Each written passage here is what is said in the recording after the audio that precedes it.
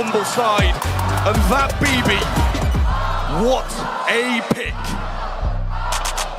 It's crazy that these guys have been studied for close to 2 years.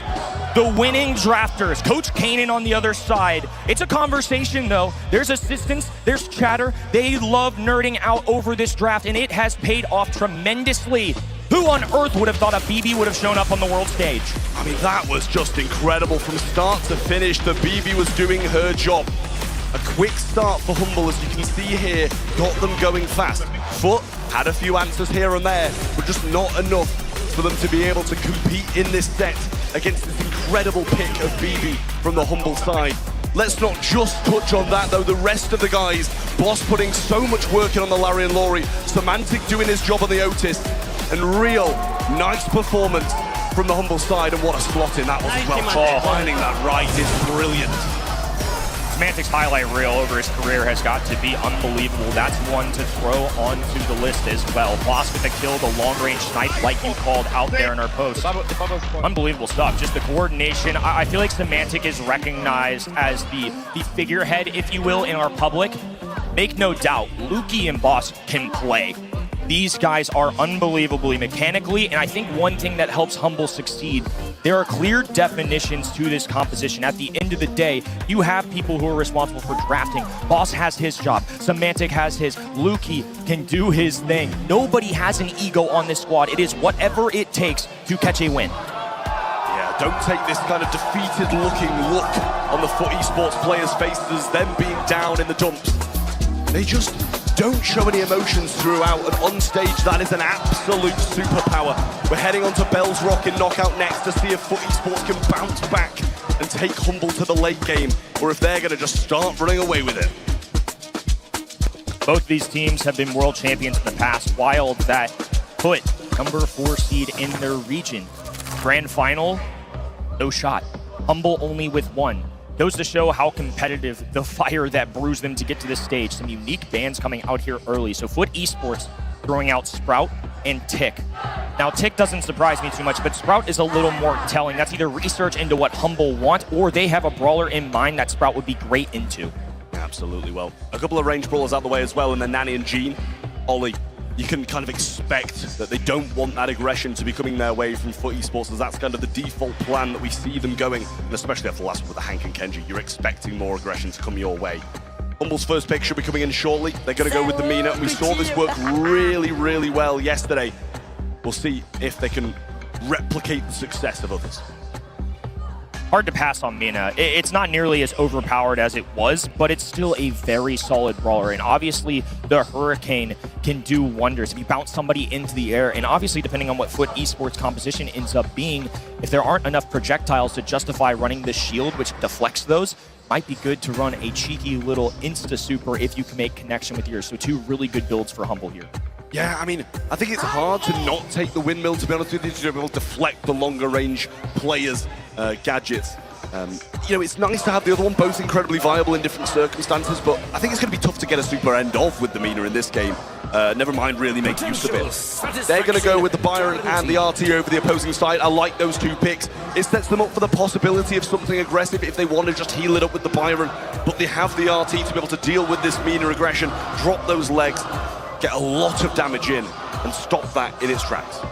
2 top picks coming out of our pro practices. So RT, a great defender, a hybrid brawler where he can drop the static, but also have that long range. He's got a good amount of health points too. I mean, he's no squishy brawler. Byron, of course, can be paired with a lot of different things, has a super that can be lobbed over. This is kind of what I'm expecting as a response. Gus is a great brawler right now. Honestly, just mainly due to the long range, but the amount of health points he can add to a teammate and the bounce back. He's a great defender. He's a great point guard. Can distribute that to any teammate he wants. So if somebody's in trouble, takes some mechanical skill, of course. I mean, it's like a gene pool or anything else. You have to be perfect with that marker. But if you do, especially in closing moments, all of a sudden you've got 4,000 plus health points coming your way.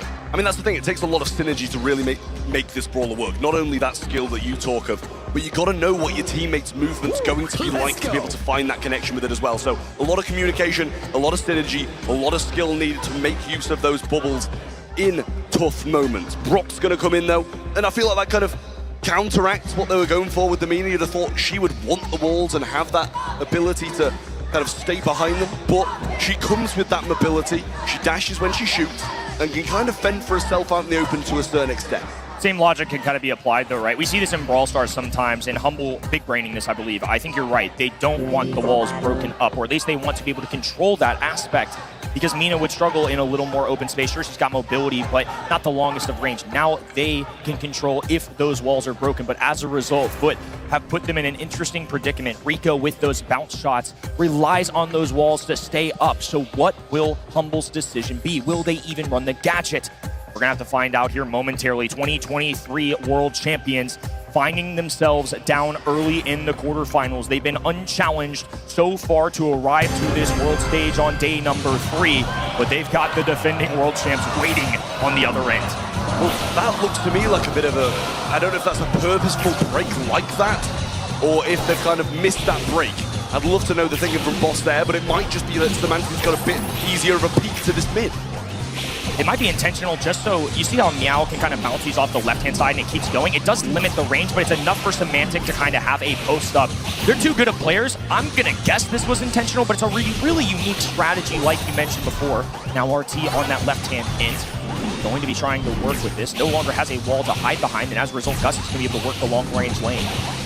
Meow gets some ground, Semantic choosing to go in quite aggressive with the bouncy castles there. Quite rare we don't see the multi-ball launcher these days, to be honest, but nice to have that survivability in this portion of the game.